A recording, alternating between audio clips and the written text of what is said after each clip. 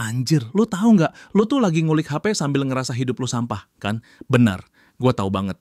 Lu lihat cerita temen lu di Bali, lu lihat unggahan dia yang baru beli mobil, lu lihat umpan balik seleb yang badannya kayak dewa Yunani, terus lu ngaca, lihat muka lu yang kusem, rekening yang sekarat, sama badan yang bentuknya kayak karung beras. Nah, selamat. Lo baru aja kena mental sama algoritma yang dirancang buat bikin lo rendah diri. Bangsat emang. Gue bakal bongkar semua kebusukan permainan medsos yang bikin lo ngerasa kayak sampah. Siap-siap ditampar sama kenyataan. Gue kasih tahu ya, HP lo itu bukan jendela dunia. HP lo itu kaca cebokan. Lo gulir, lo bandingin, lo siram mental lo sendiri. Coba bayangin lo lagi berak, terus lo ngintip ke jamban sebelah buat lihat tai orang lebih bagus apa enggak. Gila kan? Tapi itu yang lo lakuin tiap hari di medsos. Lo bandingin sorotan orang sama belakang layar lo yang berantakan. Tahu nggak kenapa gue bilang HP lo kayak kaca cebokan? Karena lo cuma lihat sisa-sisa yang mau dibuang orang. Cerita penyembuhan di Bali, itu sisa stres kantor yang dibungkus bagus. Foto badan idaman, itu hasil 1000 foto yang 999-nya jelek. Lo ngebandingin kenyataan lo yang mentah sama ilusi orang yang udah di-sharing. Gue sering banget nemuin kasus kayak gini. Ada orang yang kerja di perusahaan rintisan gaji UMR, tapi tiap hari dia ngebandingin hidupnya sama temen-temennya yang sekarang udah jadi manajer di perusahaan multinasional. Lo tahu apa yang terjadi? Dia jadi benci sama kerjaan dia sendiri. Padahal 3 tahun lalu, dia bersyukur banget dapat kerjaan itu pas pengangguran merajalela. Sekarang dia tidur jam 2 pagi gegara mikirin kenapa hidupnya gagal. Bangun jam 5 pagi buat kerja yang dia benci. Pulang jam 9 malam langsung buka medsos lihat temennya lagi makan malam mewah. Lingkaran setan. Yang paling parah, temen yang jadi manajer itu juga ngebandingin hidupnya sama orang lain. Dia stres berat, minum obat tidur tiap malam, cerai sama istri, anak-anaknya nggak kenal bapaknya. Tapi yang lo lihat di medsos cuma mobil barunya. Makanya gue bilang, berhenti ngintip tai orang, urusin tai lu sendiri dulu, biar jadi pupuk buat tumbuh. Lo tahu nggak algoritma medsos itu kerja gimana? Dia tuh kayak germo yang jual rasa rendah diri lo ke pengiklan. Bayangin lo lagi jalan di pasar, terus ada orang bisik-bisik, baju lo jelek ya tuh, ada yang lebih bagus. Muka lo kusem ya tuh, ada yang lebih kinclong. Itu yang dilakuin algoritma. 24 jam, 7 hari seminggu di otak lo. Semakin lo rendah diri, semakin lo gulir. Semakin lo gulir, semakin banyak iklan yang lo lihat. Semakin banyak iklan, semakin kaya si pemilik medsos. Lo jadi sapi perah yang aslinya perhatian sama rasa rendah diri. Gue jelasin lebih dalam ya, algoritma itu belajar dari perilaku lo. Dia tahu lo suka ngintip mantan, boom, dia kasih konten yang bikin lo makin penasaran. Dia tahu lo rendah diri sama badan lo, bam, dia tunjukin badan-badan sempurna yang bikin lo makin minder. Gue pernah ketemu anak yang nangis gara-gara cerita temennya liburan ke Eropa, sementara dia cuma bisa liburan ke Ancol. Anjir, Ancol juga liburan woy. Lo tahu nggak berapa orang yang mimpi bisa ke Ancol, tapi algoritma bikin lo ngerasa Ancol itu sampah dibanding Eropa. Dan yang paling busuk, perusahaan medsos sengaja bikin lo kecanduan. Mereka punya tim psikolog, ilmuwan saraf, ahli perilaku yang dibayar mahal cuman buat bikin lo nggak bisa lepas dari aplikasi mereka. Lo pikir notifikasi itu muncul acak? Kagak. Itu udah diatur biar muncul pas lo lagi bosen, pas lo lagi kesepian, pas lo lagi rentan. Mereka tahu persis kapan lo paling gampang dibujuk buat buka aplikasi. Jadi inget ya, tiap kali lo gulir dan ngerasa kecil, itu bukan lo yang gagal. Itu algoritma yang berhasil ngejual lo. Ada kutipan legendaris dari Theodore Roosevelt yang bilang, perbandingan adalah pencuri kebahagiaan. Tapi gue mau tambahin, dan lo tuh kaki tangan malingnya. Lo tuh kayak orang yang sengaja buka pintu rumah, terus teriak, maling, silakan masuk, ambil kebahagiaan gue. Tiap kali lo buka medsos tanpa tujuan, lo secara harfiah ngundang maling mental. Gue punya temen deket, dia ini perancang grafis berbakat gila. Portofolionya bagus, kliennya banyak, penghasilan lumayan. Tapi dia ngerasa gagal, kenapa? Karena dia ngebandingin karya dia sama perancang yang udah 10 tahun di industri. Itu kayak balita nangis karena nggak bisa lari secepat atlet olimpiade. Goblok, kan? Yang lebih parah lagi, dia mulai nyontek gaya orang lain. Kehilangan ciri khasnya sendiri. Klien-klien lama pada kabur karena karya dia jadi generik. Dari penghasilan 15 juta sebulan, sekarang seret 5 juta. Gara-gara apa? Gara-gara ngebandingin. Lo lihat kisah sukses orang di aplikasi kerja, tapi lo nggak lihat mereka makan mie instan 3 tahun. Lo lihat transformasi badan di medsos, tapi lo nggak lihat mereka muntah-muntah di tempat olahraga. Lo lihat pasangan idaman di aplikasi video, tapi lo nggak lihat mereka berantem sampai lempar piring. Gua sendiri pernah kena. Tahun 2019, gue lihat temen gue yang seumuran udah punya barang mewah atau liburan ke luar negeri. Gue stres berat, sampai nggak bisa tidur berminggu-minggu. Lo tahu apa yang gue lakuin? Gue nekat ambil pinjaman yang gak masuk akal cuma buat pamer di medsos. Hasilnya, gue tersiksa bayar cicilan. Kualitas hidup anjlok. Makan cuma nasi sama kecap, kesehatan drop. Semua gara-gara gue ngebandingin timeline hidup gue sama orang lain dan pengen terlihat kaya di medsos.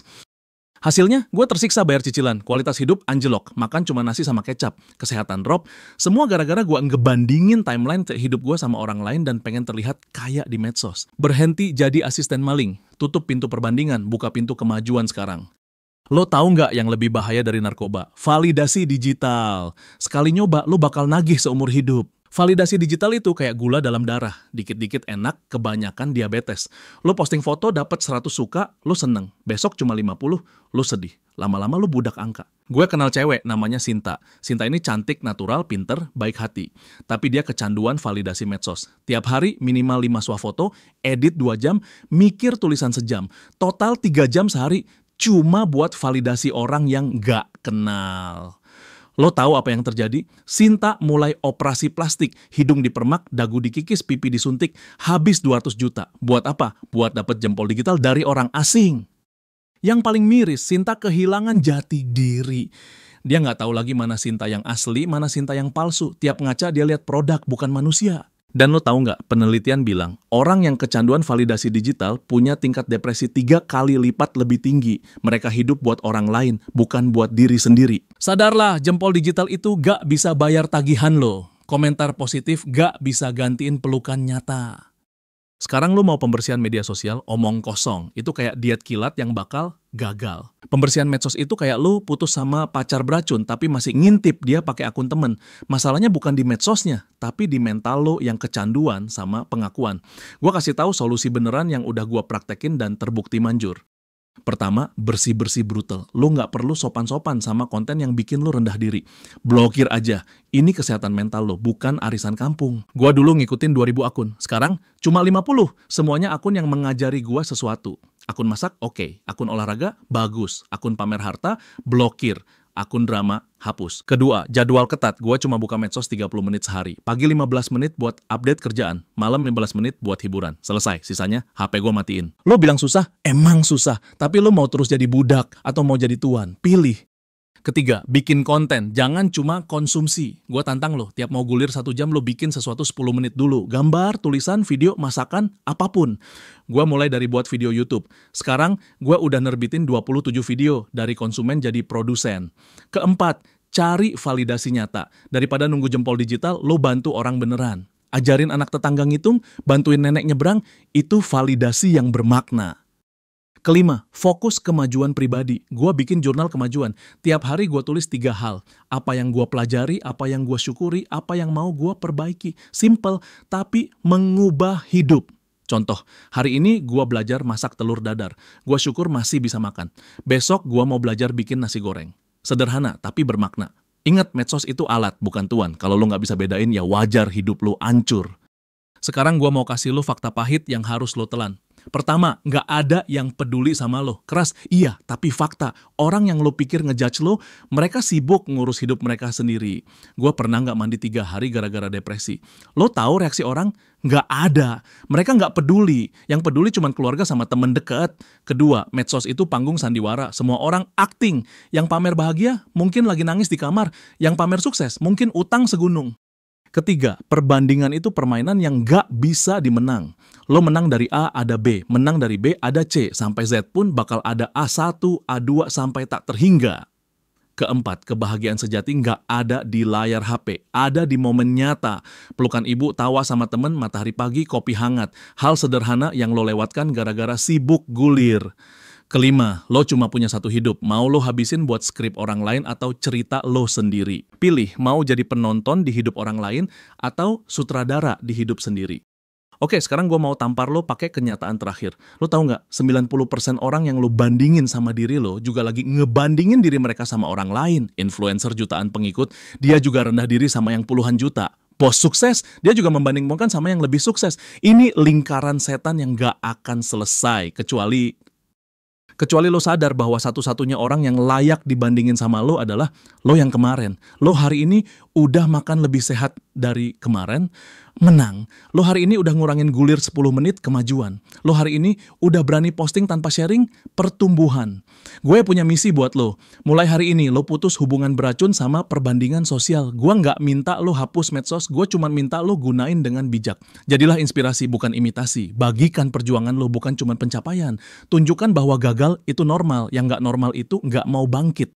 Terakhir, gua mau lo inget ini baik-baik. HP lo bukan bola kristal masa depan lo. HP lo cuma kaca spion. Buat lihat sebentar, bukan buat fokus terus. Fokus lo harusnya ke depan, ke kemajuan lo sendiri. Mulai sekarang, tiap lo mau buka medsos, tanya diri lo, gua mau cari apa? Gua mau dapat apa? Kalau nggak ada jawaban jelas, jangan buka. Dan kalau lo masih ngerasa hidup lo sampah setelah nonton video ini, ya bener emang sampah. Tapi sampah organik yang bisa jadi pupuk buat tumbuh, bukan sampah plastik yang mandek selamanya. Jadi berhenti gulir, mulai tumbuh. Berhenti nonton, mulai berkarya. Berhenti iri, mulai syukur. Ingat, lo nggak sendirian dalam perjuangan ini. Jutaan orang ngerasain hal yang sama. Bedanya, lo yang nonton video ini sekarang sadar dan punya pilihan. Damai pejuang. Sekarang tutup YouTube, buka hidup. Gua percaya lo bisa menang lawan jebakan perbandingan sosial. Bangkit atau mati, pilih.